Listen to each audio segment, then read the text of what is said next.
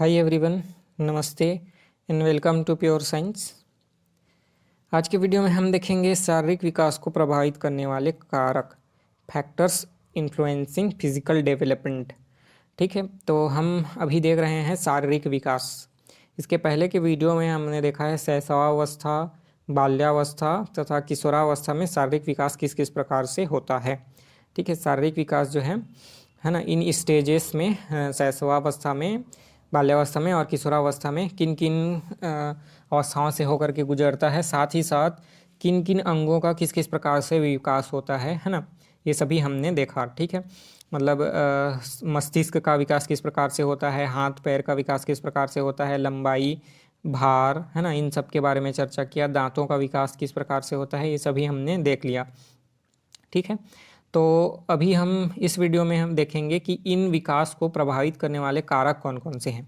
ठीक है, शैशवावस्था में जो विकास होता है, युवावस्था में या बाल्यावस्था में जो होता है, इनको कौन कौन से कारक किस किस प्रकार से प्रभावित करते हैं। ठीक है, इसको हम चर्चा करेंगे। ठीक है, तो इसी क्रम में पहला है वंशानुक्रम, हेरिडिटी, है ना। हेरिडिटी जो है वंशानुक्रम, आनुवांशिकता, इसी को बोलते हैं वंशानुक्रम या फिर आनुवांशिकता, है ना। शारीरिक विकास को प्रभावित करने वाला प्रमुख कारक है। ठीक है, सर्वाधिक प्रमुख कारक क्या है, सर्वप्रमुख कारक क्या है, तो वंशानुक्रम या आनुवांशिकता या फिर हेरिडिटी। तो यह जो है शारीरिक विकास को बहुत हद तक प्रभावित करता है। किस प्रकार से प्रभावित करता है, तो हम देखते हैं कि जैसे किसी के माता पिता लंबे हैं तो उनके बच्चों के भी लंबे होने की संभावना बहुत अधिक होती है। ठीक है, माता पिता का शरीर का रंग जो है गोरा है तो बच्चों के शरीर का रंग गोरा होने की संभावना अधिक रहती है। ठीक है, ऐसा जरूरी तो नहीं है लेकिन संभावना अधिक रहती है और मैक्सिमम केसेस में ऐसे होते हैं। ठीक है, तो इस प्रकार से जो वंशानुक्रम है वह शरीर के शारीरिक विकास को, बालक के शारीरिक विकास को प्रभावित जरूर करता है। ठीक है, ठीक है, ये सभी जो है कारक हम अभी देखेंगे, वंशानुक्रम, वातावरण, ये सब के बारे में। पहला अभी हम देख रहे हैं वंशानुक्रम। तो बेनेडिक्ट के अनुसार क्या होता है, आनुवांशिकता माता पिता के जैविक गुणों का संतति को हस्तांतरण है ना। मतलब माता पिता से जो जैविक गुण मिलते हैं संतति को, संतान को, उसी को हम बोलते हैं आनुवांशिकता। ठीक है, तो जैसे अभी हमने बात किया कि रंग हो गया, है ना, हाइट हो गया, ऊंचाई हो गया, भार, द्रव्यमान हो गया, भार हो गया, मोटा पतला होना, ये सब जो है माता पिता पर बहुत हद तक डिपेंड करता है। वातावरण पर तो डिपेंड ही करता ही है ना। जन्म लेने के बाद जो है उसको किस प्रकार से माहौल मिल रहा है, वातावरण मिल रहा है, इस पर तो डिपेंड करता ही है। साथ ही साथ आनुवांशिकता पर भी बहुत हद तक प्रभावित करता है। ठीक है, अगला है प्राणी की उत्पत्ति माता पिता के बीज कोषों से होती है, हम जानते ही हैं, है ना। शुक्राणु और अंडाणुओं के मिलन से जो होता है किसी बच्चे का, है ना, जन्म होता है। ठीक है, तो बीज कोषों से, माता पिता के बीज कोषों से होती है, तो उनमें जो भी प्रॉपर्टी पाई जाएगी जीन में, है ना, उनके शुक्राणु में, उनके अंडाणु में जो भी प्रॉपर्टी पाई जाएगी वह तो बच्चे में आएगा ही। ठीक है, तो जैव वैज्ञानिकों तथा मनोवैज्ञानिकों ने अपने अपने स्तर पर बहुत सारा अध्ययन किया है, तो उनके अनुसार यह निष्कर्ष निकलता है कि स्वस्थ माता पिता की संतान लगभग प्रायः अधिकतर केस में स्वस्थ होती है ना। रोगी तथा निर्बल माता पिता की संतान रोगी ही होगी, है ना, अधिकतर केस में। अभी हमने जैसे बात किया रंग हो गया, भार हो गया, इन सब के बारे में, तो सभी ने यही एक्सपेरिमेंट में पाया है कि जो है जिस प्रकार से माता पिता होते हैं उनके बच्चे के वैसे ही होने की संभावना अधिक रहती है। ठीक है, इसी क्रम में फ्रांसिस गाल्टन नामक एक मनोवैज्ञानिक ने कहा है कि मानव विकास में पोषण की अपेक्षा आनुवांशिकता सर्वाधिक सशक्त कारक है। अभी हमने बोला कि सर्वप्रमुख कारण तो यही है ना। पोषण आप कितना भी दे लीजिए लेकिन उसका आनुवांशिक गुण जो है जिस प्रकार से रहेगा उसी प्रकार से उसके बच्चे में होने की संभावना अधिक रहेगी। ठीक है, जैसे प्रारंभ में ही बच्चे को कोई बीमारी लग गई है, जैसे आनुवांशिक बीमारी है, तो आप कितना भी पोषण दे लीजिए कोई फायदे का नहीं है। ठीक है, तो इस प्रकार से आनुवांशिकता बहुत हद तक प्रभावित करती है।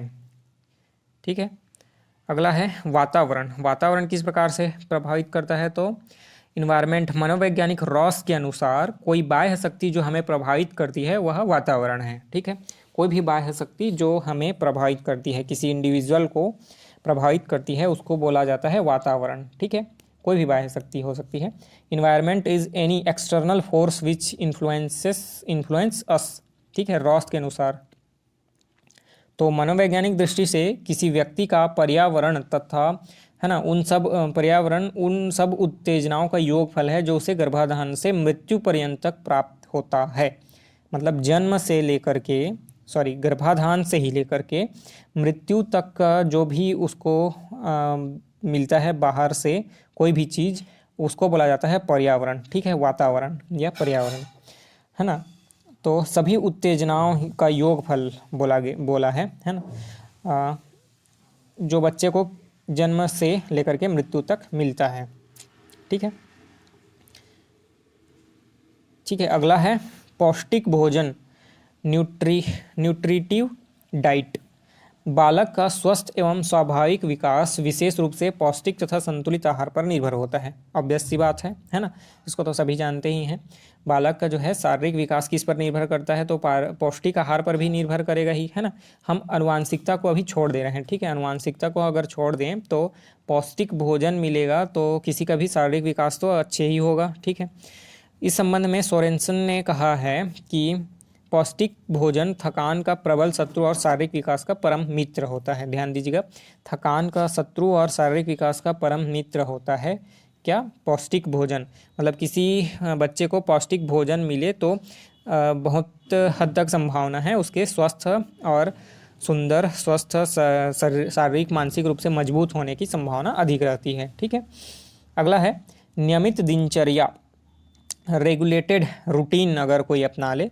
ठीक है, रेगुलेटेड रूटीन अपना ले कोई, किसी का नियमित दिनचर्या अच्छा हो, है ना, जिसमें पौष्टिक भोजन हो, है ना, व्यायाम हो, सात्विक आहार हो, ठीक है, और है ना सभी व्यसन अन्य है ना बुरी आदतों से मुक्त हो, तो उसका जो है शारीरिक विकास अच्छा ही होगा। ठीक है, उसका साथ ही साथ मानसिक विकास भी अच्छा होगा। ठीक है, बालक के शारीरिक दिनचर्या का प्रभाव पड़ता है। ठीक है, खाने पीने, पढ़ने लिखने, सोने आदि के लिए निश्चित समय होना चाहिए। ठीक है, ये सभी जो है एक रेगुलेटेड रूटीन बन जाए, है ना, नियमित दिनचर्या बन जाए तो ऑब्वियस सी बात है शरीर जो है पुष्ट होगा, अच्छा ही होगा, मानसिक विकास भी होगा, कोई तनाव नहीं होगा, है ना, हर प्रकार से अच्छा ही होगा, है ना। स्वस्थ एवं स्वाभाविक विकास के लिए बालक में आरंभ से ही नियमित जीवन बिताने की आदत डालनी चाहिए, है ना। नियमित होना चाहिए, खाना पीना ये सब रेगुलेटेड हो, एक रूटीन बना हो, तो स्वस्थ एवं स्वाभाविक विकास हो सकता है किसी बालक का। अगला है निद्रा व विश्राम, स्टेप एंड रेस्ट। ठीक है, सॉरी स्टेप नहीं है, स्लीप है, स्लीप एंड रेस्ट।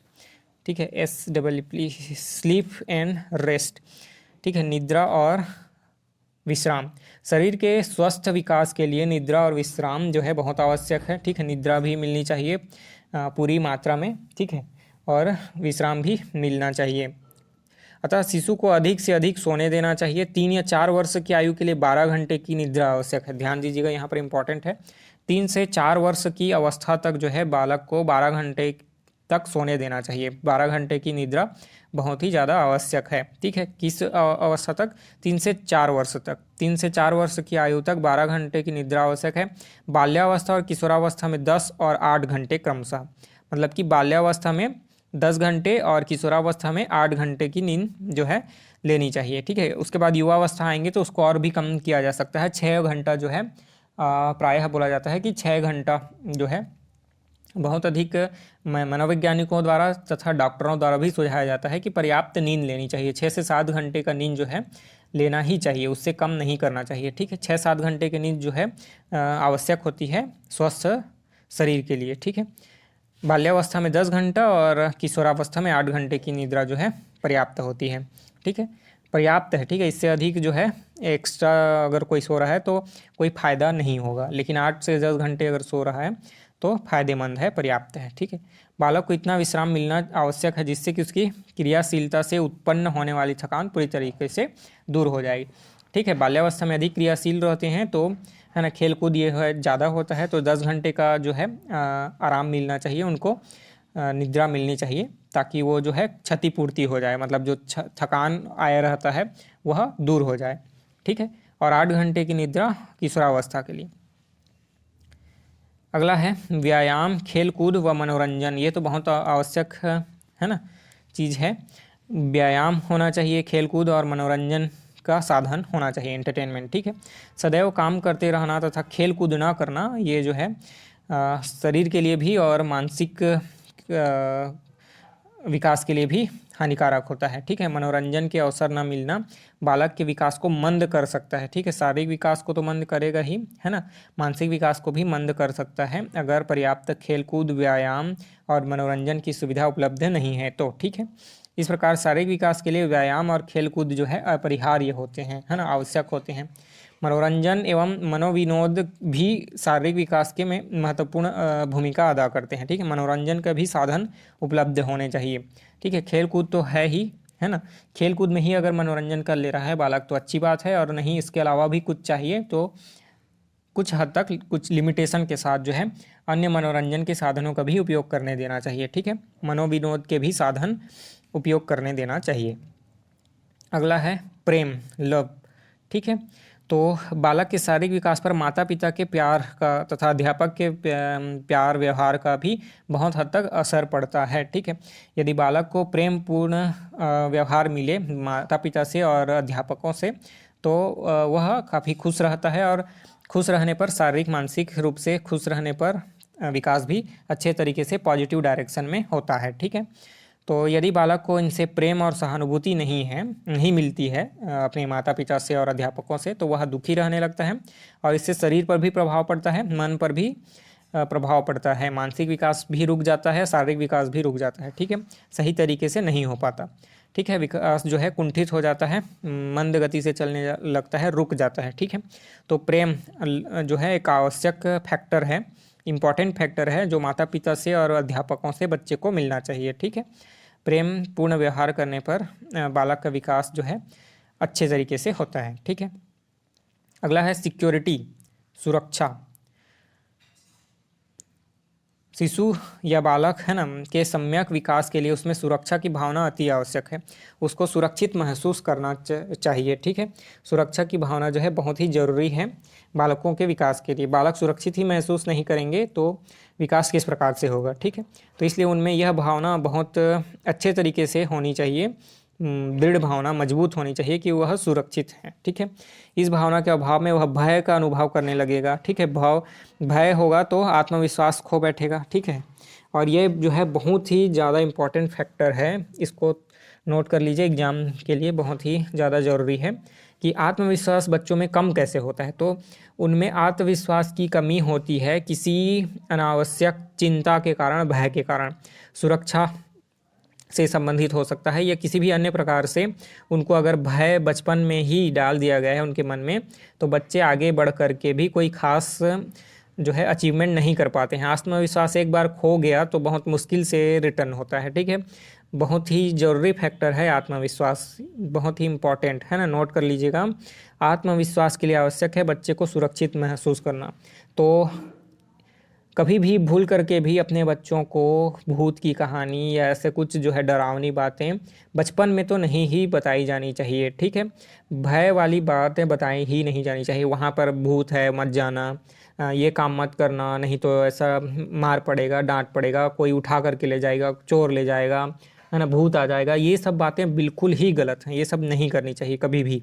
बच्चों के सामने कभी भी इस तरीके से उनको नहीं डराना चाहिए कि इस जगह, जैसे उनको कहीं जाने से रोकना है। मान लीजिए वो बच्चे खेलने जा रहे हैं नदी में, तालाब में, ठीक है, तो वहाँ जहाँ नहाने का जिद कर रहे हैं, तो बच्चों को बोलना कि तालाब में डूब जाओगे, नदी में डूब जाओगे, ये बिल्कुल भी नेगेटिविटी जो है बच्चों में नहीं डालनी चाहिए, ठीक है। भय का भाव उनके अंदर नहीं डालना चाहिए, नहीं तो एक बार आत्मविश्वास खो गया फिर गया, ठीक है। तो ये दोनों बातें उनके विकास को अवरुद्ध कर सकती हैं, ठीक है। अगला हम देखेंगे पारिवारिक परिवेश, फैमिली इन्वायरमेंट किस प्रकार से है।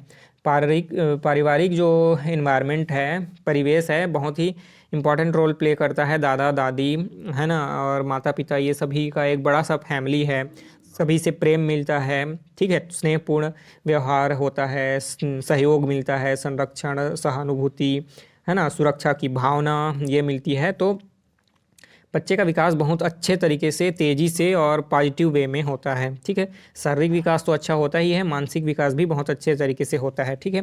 तो ममतापूर्ण, मैत्रीपूर्ण, वात्सल्य, है ना, प्रफुल्लता, स्नेह, सहयोग की भावना, संरक्षण, है ना, सुरक्षा की भावना, ये सभी किसी परिवार में आवश्यक रूप से होने चाहिए। ठीक है, यहाँ ऐसा नहीं कि लड़ाई झगड़ा हो रहा है माता पिता में या दादा दादी में, सास बहू में, तो ये सब चीज़ें देखते हैं तो उनमें जो है बहुत ही नेगेटिव इम्पैक्ट पड़ता है। ठीक है, तो ये चीज़ें बिल्कुल नहीं होनी चाहिए, बल्कि सहानुभूतिपूर्ण व्यवहार होना चाहिए, प्रफुल्लता होनी चाहिए, स्नेह होना चाहिए, एक दूसरे के प्रति आदर का भाव होना चाहिए। तो ये चीज़ें अगर बच्चे देखेंगे तो जल्दी से सीखेंगे। देखिए, अधिकांशतः बच्चे जो है इमिटेट करके सीखते हैं, है ना, बड़ों का नकल करके सीखते हैं। तो बड़े आपस में लड़ते रहेंगे तो परिवार में कलह बना रहेगा, है ना, हमेशा लड़ाई झगड़ा होती रहेगा, तो बच्चों पर नेगेटिव इम्पैक्ट तो पड़ेगा ही। ठीक है, विकास अवरुद्ध होगा ही। ठीक है, तो ये सब बातें जो हैं बहुत ही इंपॉर्टेंट रोल प्ले करती हैं, ध्यान दीजिएगा।